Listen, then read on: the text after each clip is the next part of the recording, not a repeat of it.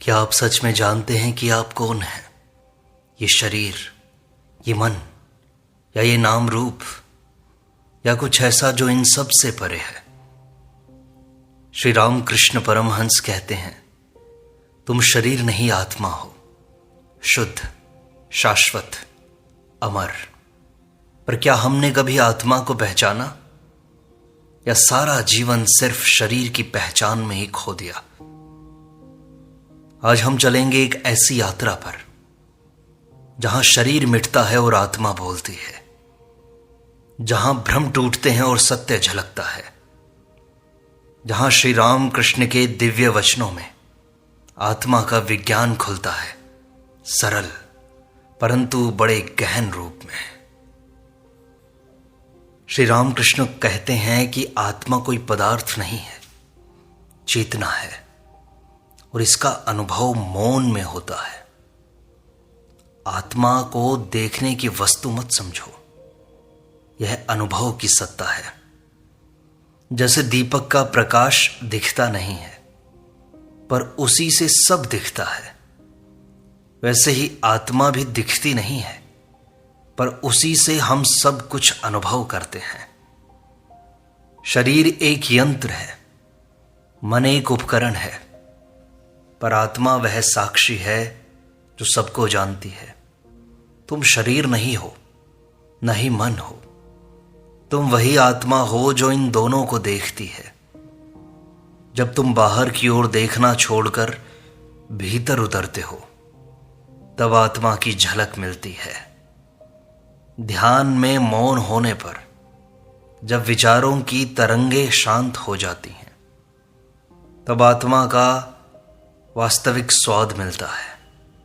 आत्मा का अनुभव शब्दों से परे है, उसे केवल शुद्ध मौन में जाना जा सकता है। शरीर के साथ आत्मा की पहचान करना ही अज्ञान है। मनुष्य जब कहता है कि मैं बूढ़ा हो गया, मैं बीमार हूं, तो वह अपने शरीर को मैं मानकर बोल रहा है। पर आत्मा न कभी जन्म लेती है न मरती है। यह न कभी बूढ़ी होती है न कभी बीमार होती है। यह तो केवल शरीर का अनुभव करती है और उसमें लिप्त भी नहीं होती। आत्मा सूर्य के समान है और शरीर केवल एक बादल की तरह।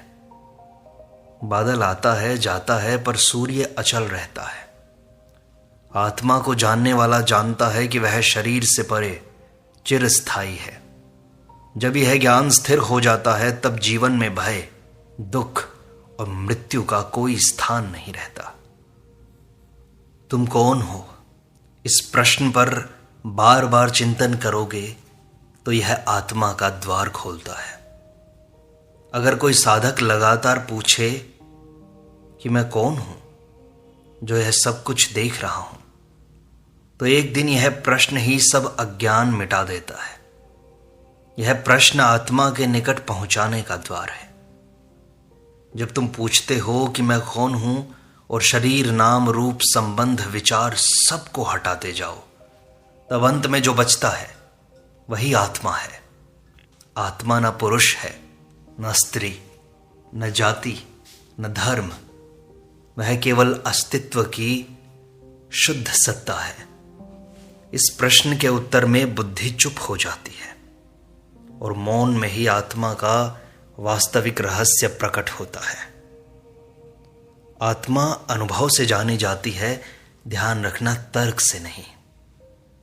बुद्धि सीमित है, आत्मा तो असीम है ना, इसलिए तर्क से आत्मा को नहीं जाना जा सकता। श्री राम कृष्ण समझाते हैं कि कोई शब्द स्वाद को नहीं कह सकता, वैसे ही आत्मा को तर्क से नहीं समझा जा सकता और समझने की कोशिश भी नहीं करनी चाहिए। केवल ध्यान, मौन और परम प्रेम से ही इसका साक्षात्कार संभव है। साधक को चाहिए कि वह आत्मा के बारे में पढ़े, सोचे, पर अंत में उन विचारों को भी छोड़कर शांत हो जाए। जब भीतर पूर्ण मौन हो जाता है, तभी आत्मा की झलक मिलती है और यह झलक ही मोक्ष की शुरुआत है। और आत्मा के ज्ञान से ही सच्चा वैराग्य जन्मता है। जब साधक को आत्मा का अनुभव होता है तब संसार की वस्तुएं फीकी लगने लगती हैं। आत्मा के प्रकाश में सब बाहरी सुख तुच्छ प्रतीत होते हैं। जैसे सूरज निकलने पर दिया बुझा हुआ लगता है, वैसे ही आत्मा के आनंद में सब इंद्रिय सुख फीके हो जाते हैं। यह अनुभव केवल बौद्धिक नहीं, वास्तविक होना चाहिए। जब आत्मा का रस मिल जाए तब विषय स्वयं छूट जाते हैं। ऐसा वैराग्य कृत्रिम नहीं होता, वह सहज आनंद से भरा हुआ होता है। और यह ध्यान रहे कि आत्मा को जानने के लिए अंतर्मुख होना पड़ता है। जब तक तुम बाहर की दुनिया में उलझे रहोगे तो आत्मा का अनुभव नहीं होगा। आत्मा बाहर नहीं, भीतर है, शरीर के पार, विचारों के पार। अंतर्मुख होने का अर्थ है अपनी चेतना को इंद्रियों से हटाकर हृदय में केंद्रित करना।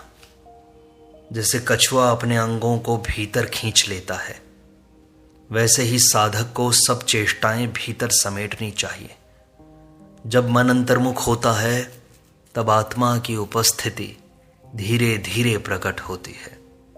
यह अभ्यास प्रारंभ में कठिन लग सकता है, पर यह ही आत्म साक्षात्कार की पहली सीढ़ी है। और यह एक और बड़ा विज्ञान है कि आत्मा आनंद स्वरूप है।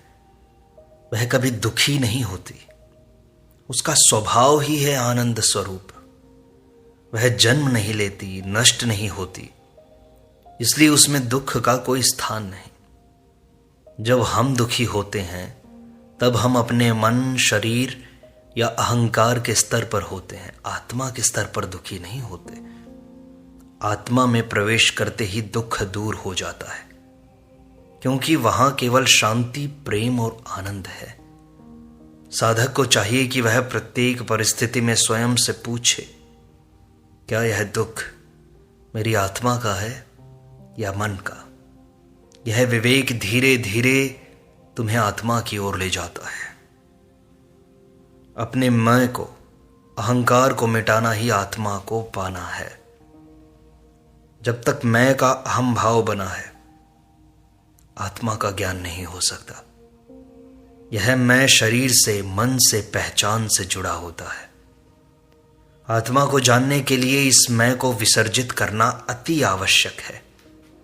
जैसे दीपक बुझा दो तो अंधकार में सच्चाई दिखती है, वैसे ही मैं को हटाओ तो आत्मा की ज्योति प्रकट होती है। मैं का मरना ही परमात्मा का जन्म है। इसीलिए आत्मज्ञान का पहला द्वार है विनम्रता, शरणागति और निरअहंकारिता। और आत्मा एक ही है, सब में वही तो विद्यमान है। एक ही सूर्य अनेक जलकुओं में प्रतिबिंबित होता है, वैसे ही आत्मा सब प्राणियों में एक ही है। यह भेदभाव कि यह मैं हूं, वह तुम हो, केवल शरीर और मन के स्तर पर है। आत्मा का दृष्टिकोण जब आता है तब सब में एकता दिखाई देती है।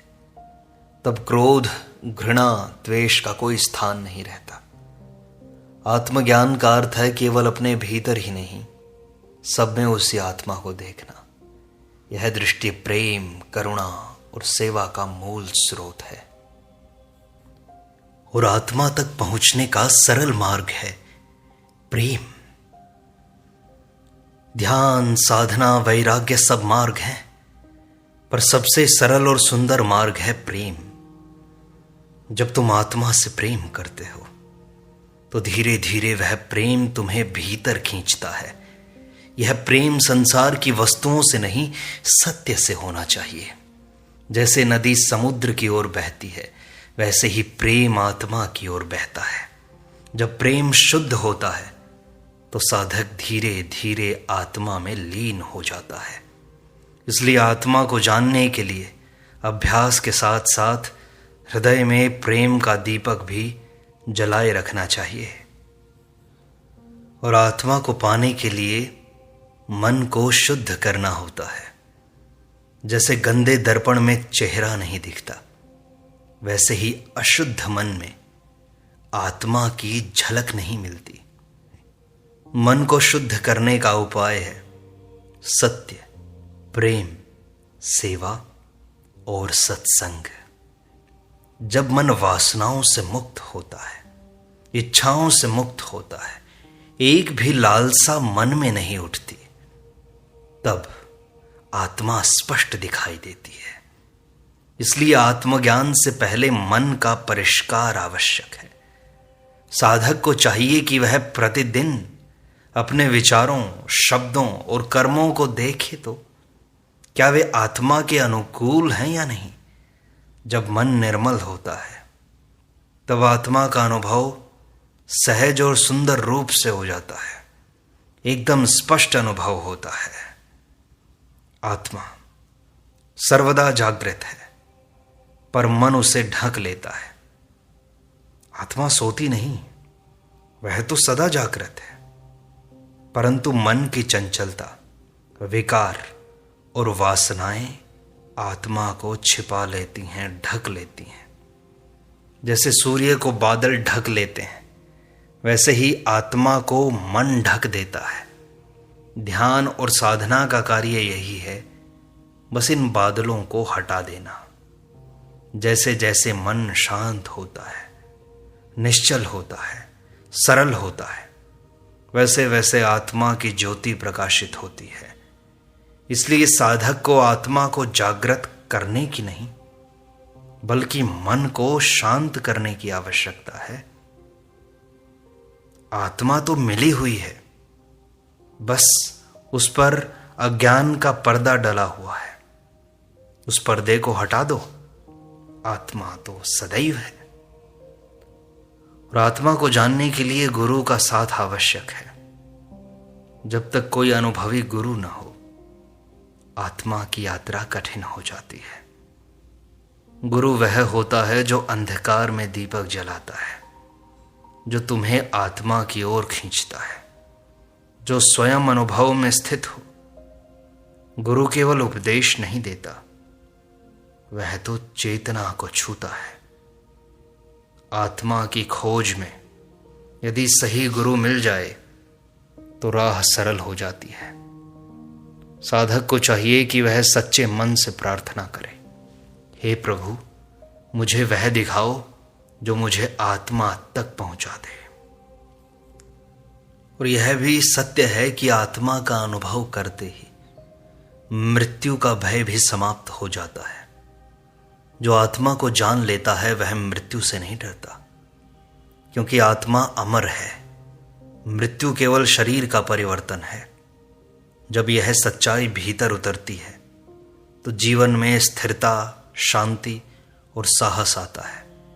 मृत्यु फिर एक शत्रु नहीं, एक द्वार बन जाती है, अगले चरण की ओर ले जाती है। आत्मा को जानने वाला प्रत्येक परिस्थिति में अडिग रहता है, क्योंकि उसे पता है मैं शरीर नहीं हूं, मैं तो अमर आत्मा हूं। और आत्मा को जानने वाला सत्य के मार्ग से कभी नहीं हटता।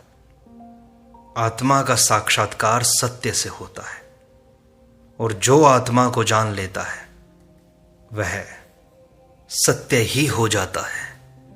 वह झूठ, छल, कपट से दूर हो जाता है, क्योंकि आत्मा की प्रकृति ही पूर्ण सत्य है। जब तुम आत्मा में स्थित होते हो तो तुम्हारे विचार, वाणी और कर्म सत्य की गूंज बन जाते हैं।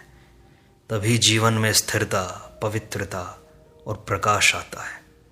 इसलिए आत्मा की ओर जाने के लिए पहले अपने जीवन में सत्य को लाना आवश्यक है। आत्मा स्थिर है और स्थिरता ही साधक की पहचान बनती है। श्री रामकृष्ण कहते हैं कि आत्मा कभी डगमग नहीं होती, वह तो सदा एक रस, शांत और अचल रहती है।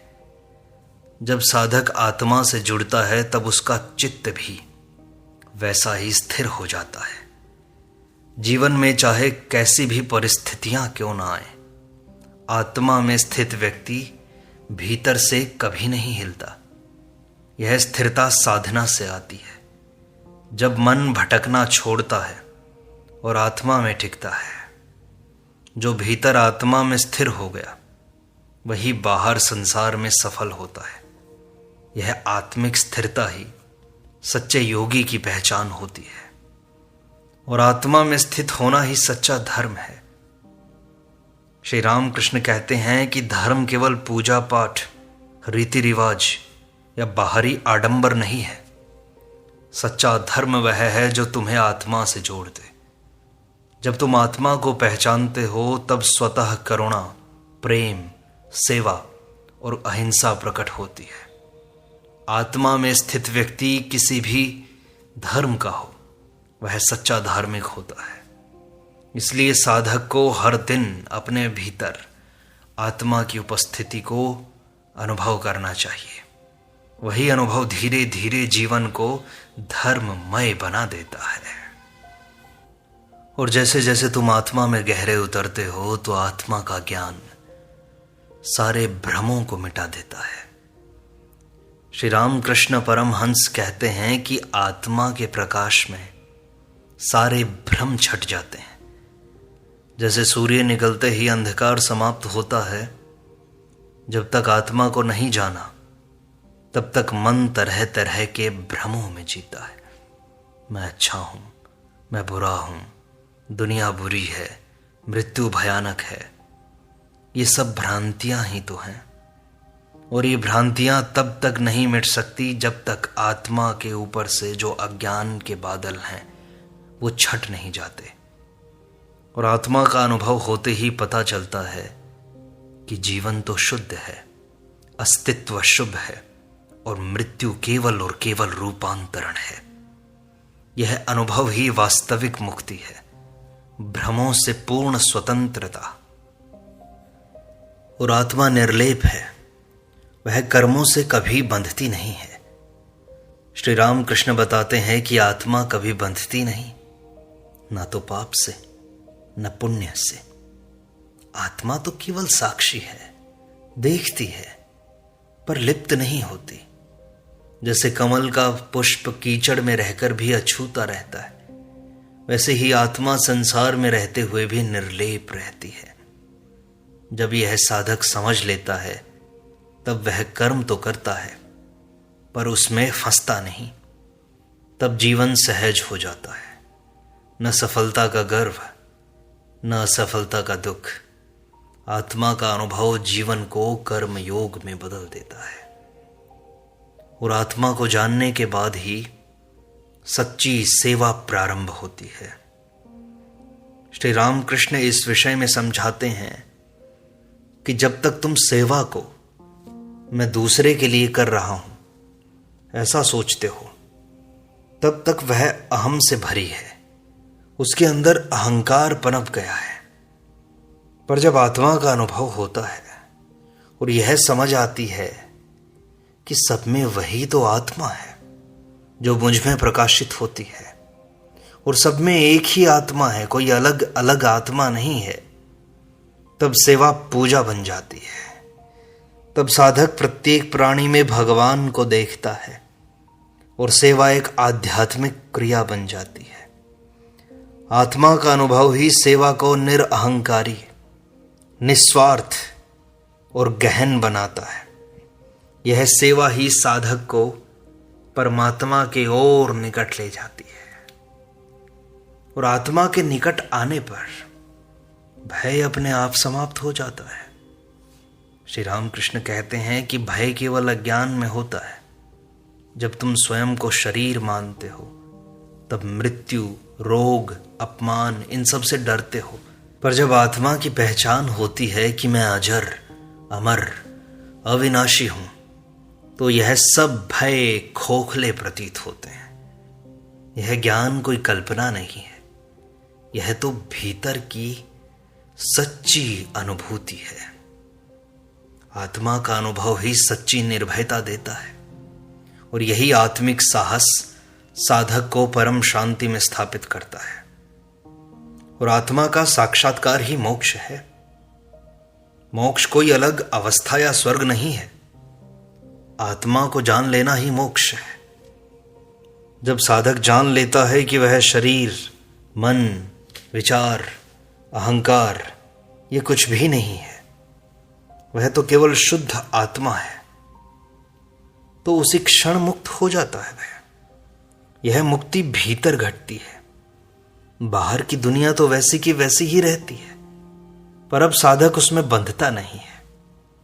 आत्मा का साक्षात्कार ही बंधन से बाहर निकलना है। यही मुक्ति जीवित रहते हुए भी संभव है और इसे ही जीवन मुक्ति कहते हैं। और आत्मा का अनुभव वाणी से नहीं, मौन से होता है। आत्मा को शब्दों से नहीं बांधा जा सकता, वह तो केवल मौन में ही प्रकट होती है। जब साधक सारी व्याख्याओं, विचारों, तर्कों को छोड़कर भीतर मौन हो जाता है, तब आत्मा की उपस्थिति झलकने लगती है। यह मौन केवल बाहर का नहीं, भीतर का भी होना चाहिए। विचार शून्यता, वासना शून्यता। जब मन थमता है तब आत्मा बोलती है और उसकी भाषा मौन की होती है। इसलिए आत्मा की यात्रा मौन की साधना से शुरू होती है और मौन में ही समाप्त होती है। आत्मा की पहचान से ही सच्चा प्रेम उत्पन्न होता है। आत्मा को जानने वाला ही सच्चा प्रेम करता है, क्योंकि तब वह प्रेम शरीर, रूप और गुण के आधार पर नहीं करता, बल्कि आत्मा से आत्मा का संबंध जानकर करता है। तब प्रेम सीमाओं से परे चला जाता है। तब कोई अपेक्षा नहीं रखता, कोई स्वार्थ नहीं जोड़ता। आत्मा का प्रेम अखंड, निरपेक्ष और दिव्य होता है। यही प्रेम भक्त को भगवान तक ले जाता है और यही प्रेम संसार को ईश्वरमय बना देता है। श्री राम कृष्ण परमहंस समझाते हैं कि आत्मा ही भगवान का साक्षात रूप है। आत्मा और परमात्मा अलग नहीं है। जो भीतर आत्मा है वही बाहर भगवान है। जब साधक आत्मा को जान लेता है तब उसे एहसास होता है कि मैं और भगवान दो नहीं हैं। यह एहसास अहंकार को भस्म कर देता है, जला देता है, राख कर देता है और साधक परम एकता में प्रवेश करता है। तब न कोई साधक बचता है, न साधना, केवल ब्रह्म का अनुभव रह जाता है। और यही अद्वैत का अंतिम सोपान है, आत्मा का परमात्मा में लय।